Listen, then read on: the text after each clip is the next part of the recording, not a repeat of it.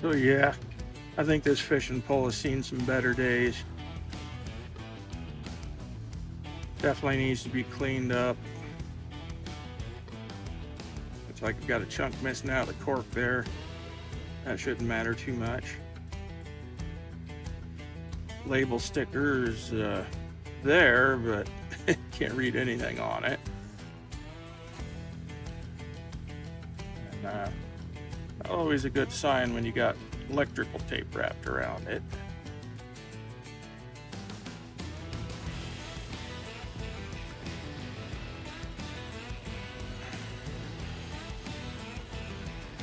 Definitely going to be rewrapping every one of these eyes, and got to take the tape off of the end here and see what's going on with the tip.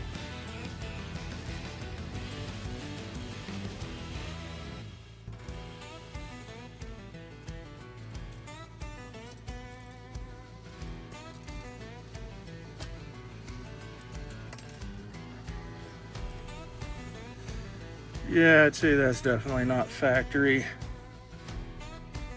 Appears to be paling wire.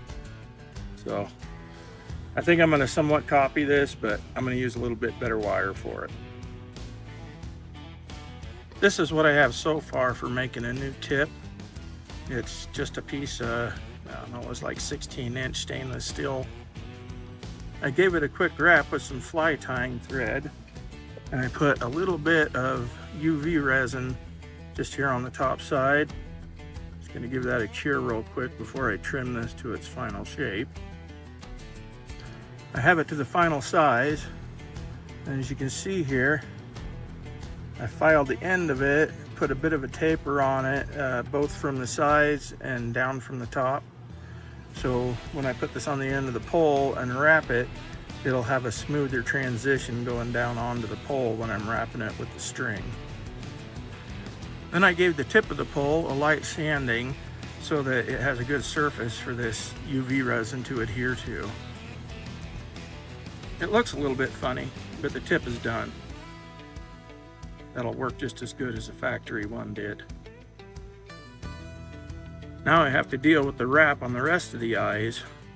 And the way that I'm going to do this, I'm going to strip off all the wrap that's on one half of it, and then I'll rewrap it while the old wrap on this side is holding it in place.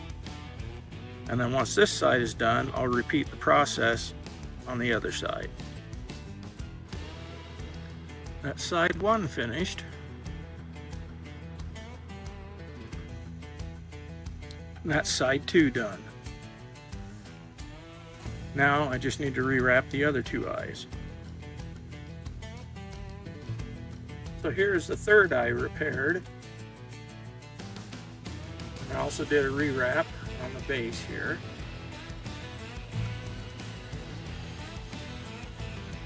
Got the fourth eye finished. Did a partial rewrap on the top, and then added a hook loop.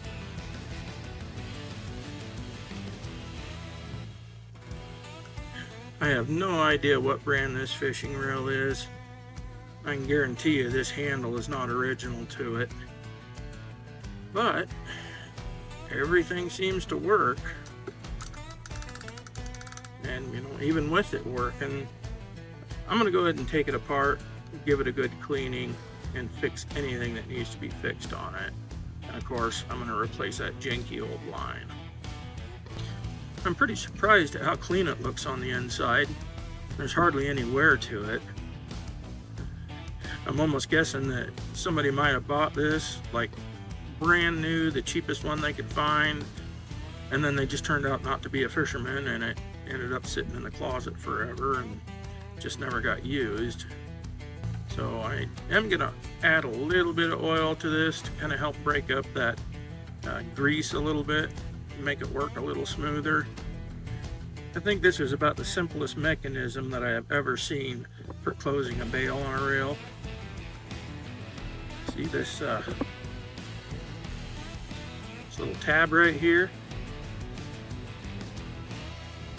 That is a striking surface for the corner of the bail here.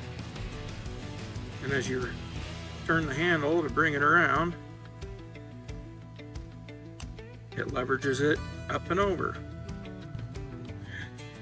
After a good cleaning and a little bit of oil, this thing, it works surprisingly well. Bail turns over a lot easier. And the drag on it, you know, for being a really cheap reel, you know, they did a pretty good job. There's a decent amount of adjustment in there that you can feel.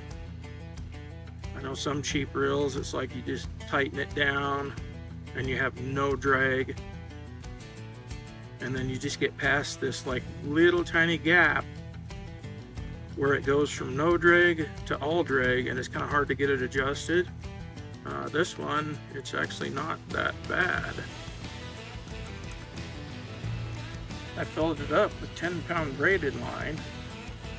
I'm going to add a section of leader about 10 foot long, be some 4-pound test fluorocarbon, and there's maybe going to be 50 cents worth of fishing line on this. So yeah, these bobbers and that spinner blade, they've definitely seen better days. I'm going to go ahead and clean up the bobbers, clean up that blade too, and then I'm going to turn the blade into a trout lure. So yeah, I think this one here is toast. I'm just going to go ahead and toss it.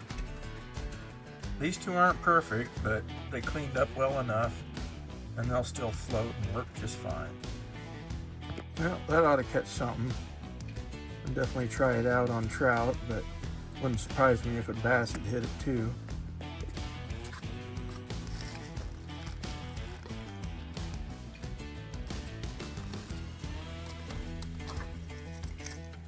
Just a whole bunch of fish hooks.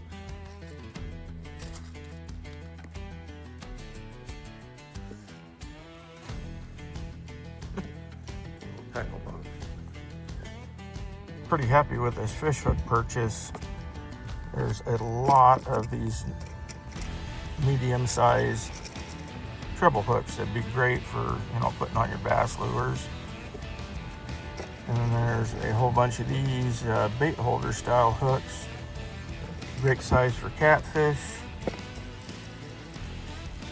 And then there's a bunch of these other bait holder hooks that's a really good size for trout.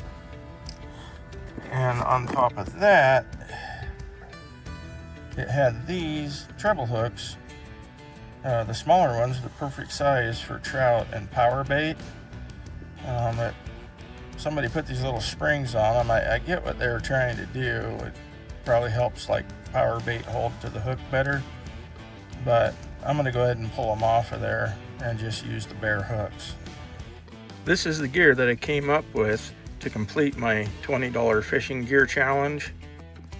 So first things first, I picked up this tackle box for 95 cents at the thrift store. And at the same thrift store, I got this box of hooks for 95 cents. I got these sinkers and swivel clips and the fish scale with tape measure, also for 95 cents. And I've already rigged up 6 of these hooks, 3 of them for trout and 3 of them for catfish.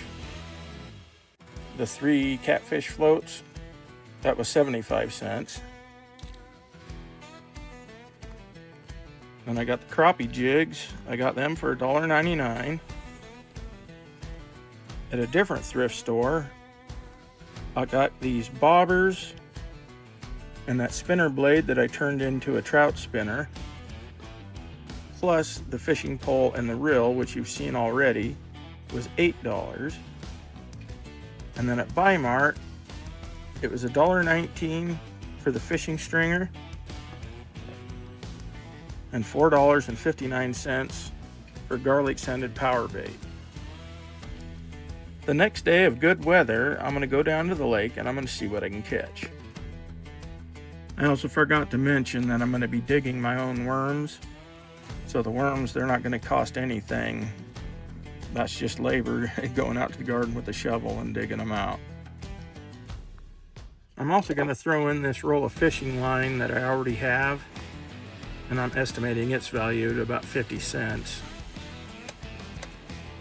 So all told, everything came to $19.87. Yeah, here's a pretty good willow bush.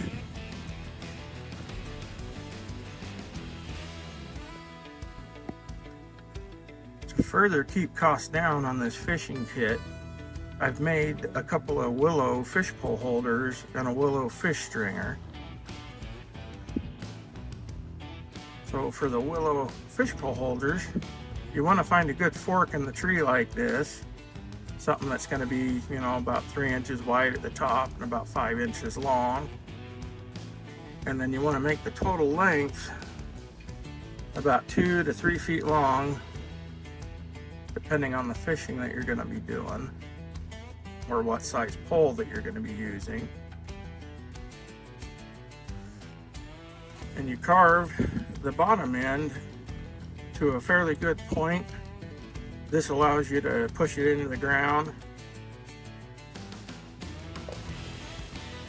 And you know, here's my second one since I have a 2-pole license. This one, it's just a little bit longer.